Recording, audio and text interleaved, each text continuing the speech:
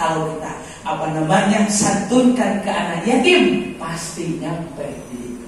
Wayantahibul warasatu malahu, harta kita hanya dijadikan bahan rebutan oleh anak cucu kita. Na'udzubillah summa na'udzubillah.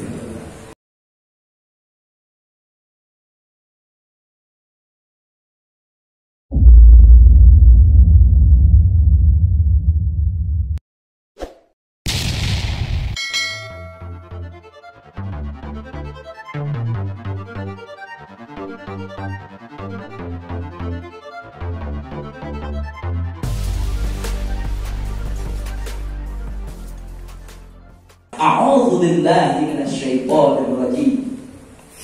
Bismillahirrahmanirrahim. Qala al-mu'allif rahimahullahu ta'ala wa nafa'ana bi ulumihi amin.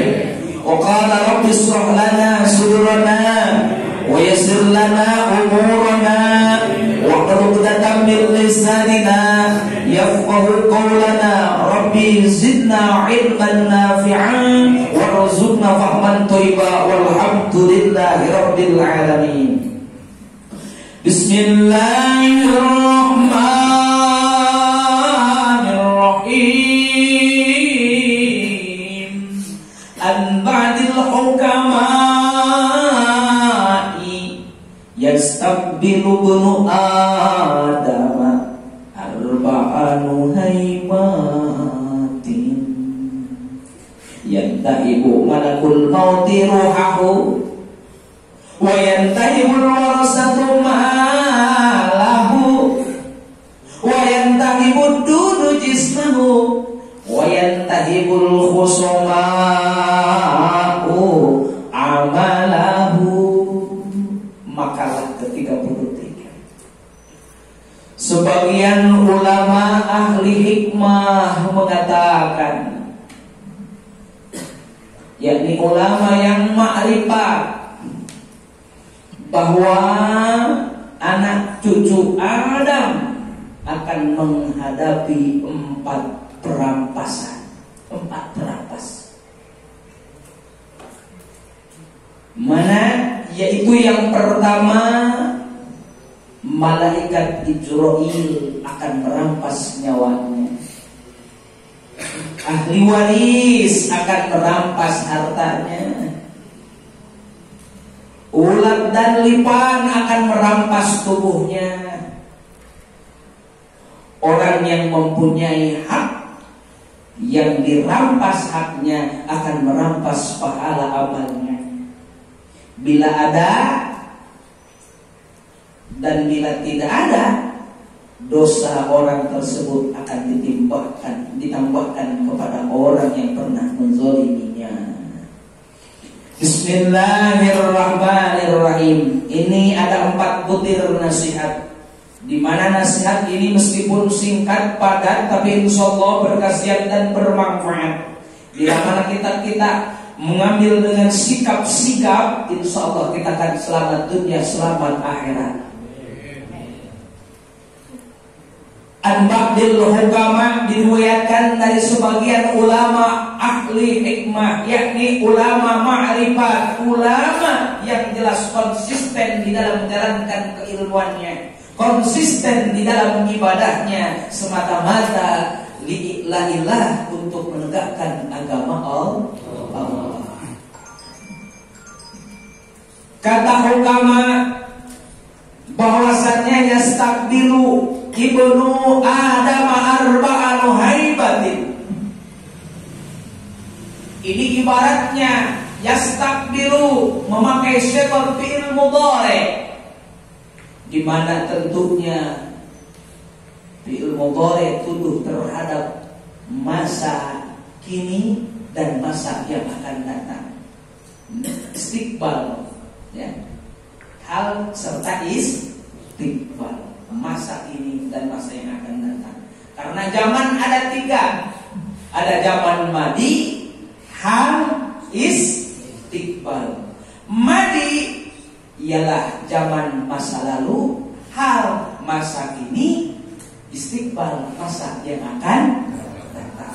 Jadi seluruh manusia ternyata itu minimal melampaui 3 zaman. Pasti. Masa lalu, masa kini, dan masa yang akan datang. Masa lalu telah kita lalui. Waktu kita di alam rahim, bahkan di alam ruh terlalu jauh. Ini secara nahwiyah aja 3 aja. Masa lalu. Di mana masa lalu kita? Di dalam rahim kandungan. Di dalam rahim kita sudah dibaiat. Ya. Ditanya, alastu bi rabbikum, apakah engkau mengakui aku ini adalah Tuhanmu? Kita sudah dibaiat. Kita sudah mengakui. Bahkan kita sudah mengetahui antara milik kita, rezeki kita, jodoh, pati, balja, cilaka, seperti apa kehidupan kita. Kita sudah dijanjikan dan sudah diinformasikan. Bahkan kita sanggup menghadapinya. Di zaman masa lalu, zaman mandi, dalam rahim. Nah, setelah gubrak ke alam dunia, terlahir ke alam dunia, maka kata ahli hikmah, yastabdilu ibnu Adam arba'anu haibatin. Manusia, anak cucu Adam, yakni manusia, akan menghadapi 4 perkara perampasan. Dirampas oleh 4 perkara. Dirampas. Mana? Nih, yang pertama, yantahibu malakul mauti ruhahu. Yang pertama, malakul maut akan merampas nyawa daripada jasad kita. Tadinya kita hidup karena mempunyai nyawa, tapi setelah nyawa dicabut oleh si malaikat raja tega, siapa? Yakni malaikat dicabut nyawanya. Masya Allah, tabarakallah. Jangankan orang yang berpangkat, apalagi orang yang melarat, ketika nyawa diangkat sudah tidak ada fungsinya. Jabatan sudah tidak ada manfaatnya. Kedudukan tidak akan mampu menolongnya. Harta tak akan mampu untuk menyokongnya. Sanajan jelema kaya, harta berlimpah ruah, kekayaan serba mewah, rumah bertingkat megah, mobil berkilau indah, harta nangaleuyan, tetap ketika datang malakul maut mencabut ruh kita, tidak ada perkara yang bisa menolaknya. Maka dirampas. Meskipun kita, saya orang kaya, saya lagi senang-senang, belum beres ini menikmati kesenangan dunia saya, tetap malaikat dirampas. Udah waktunya. Maka itu yang pertama, malaikat Jibril akan merampas daripada ruh kita. Maka ini kaitannya erat sekali, ya, dengan hadis qudsi dibahas di awal sudah dibahas. Kata Allah, isma sita fa innaka mayyitun. Hiduplah kamu sesudamu, namun harus kamu ingat, inna itu harfu taukidin, huruf taukid, ya.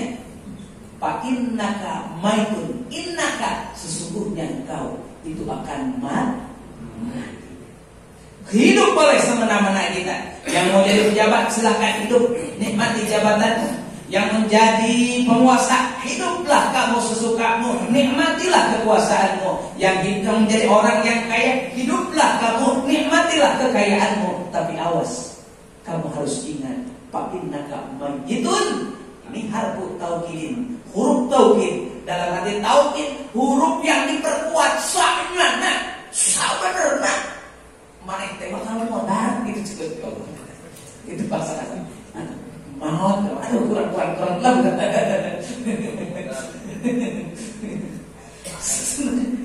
Jadi kita hidup silakan, tidak tahu aturan ada apa silakan. Tapi ingat, yang takibu malakul maut ruhahu, kau akan dirampas, ruhmu akan dirampas oleh malakul maut, yakni malaikat siraja tega, yakni malaikat Jibril alaihi salam. Satu. Jadi intinya kita meskipun kita hidup, awas bahwa kita akan bertemu dengan yang namanya maut. Maka kita harus hati-hati dengan hidup. Yang kedua, singkat saja, Wa yantahibul warasatu malahu.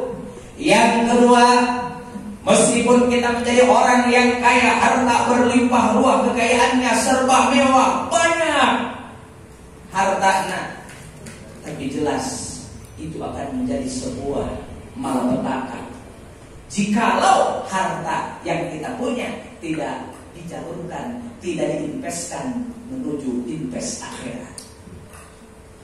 Tempo dulu, nah bahkan waris musim ayat Tiki, ayat JNT, ayat JNT. Kita mau pulang kampung, nih kita mau pulang kampung, kan teka bawa kita pakaian, bisa kita titipkan kemana? JNT. Sampai kan itu. Kita punya harta banyak, mau dibawa mobil kita udah nggak muat nih. Waduh, mobilnya kecil katanya. Gini melalui JNT, melalui ekspedisi nyampe ke sana secara dunia saja.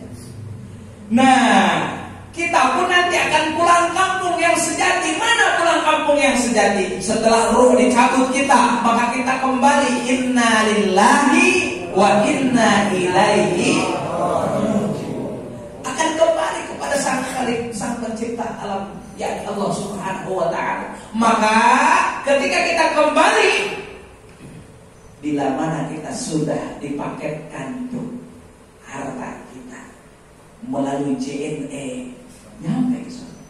Tapi JNE-nya yang mana? Urusan dunia sih JNE, JNT, ekspedisi banyak, ekspres dan lain sebagainya banyak. Ke akhirat juga banyak. Ekspedisi ke akhirat itu banyak. Mana di antaranya? Satu, anak yatim piatu. Kedua, pembangunan masjid. Ketiga, pembangunan pondok pesantren. Keempat, fakir miskin. No, itulah ya JNE ya, untuk menitipkan harta kita. Bila mana kita titipkan ke ekspedisi terpercaya, insya Allah nyampe tidak? Tapi kalau kita menitipkan ke ekspedisi yang abal-abal, ya udah, itu ke saya aja dan saya anterin. Bukan dianterin, malah dibawa banyak. Karena tidak terpercaya.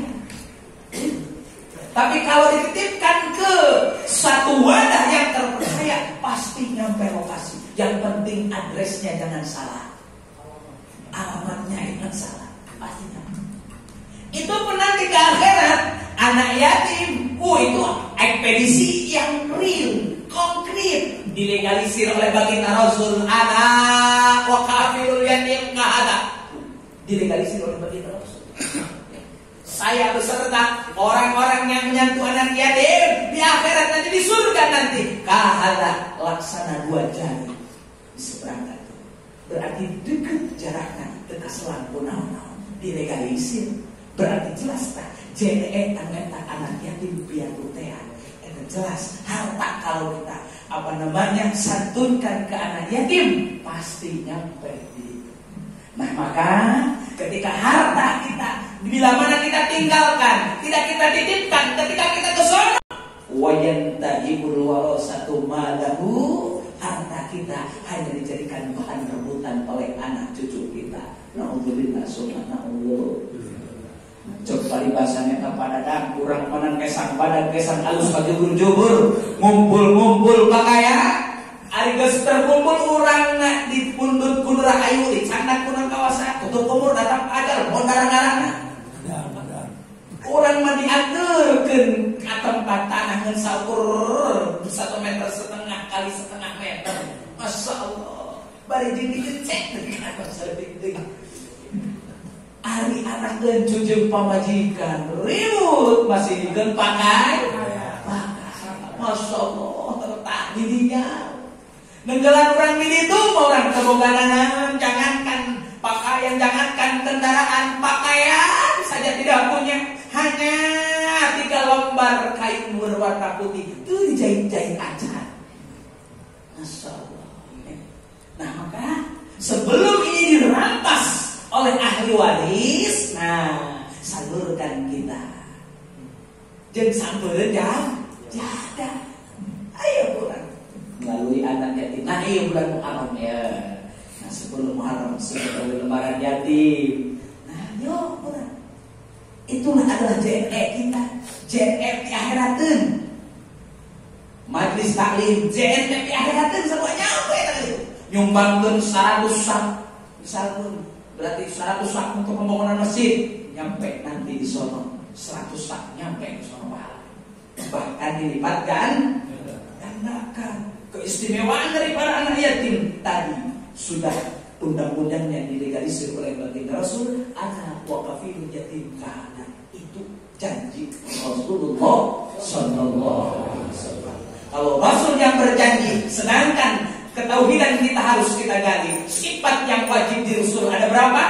Ada 4. Mana? Sidik, amanah, tabligh, fatona. Sidik mustahil kirim, artinya benar, mustahil berdusta. Kedua, amanah, mustahil khianat, cindra. Yang ketiga, apa namanya?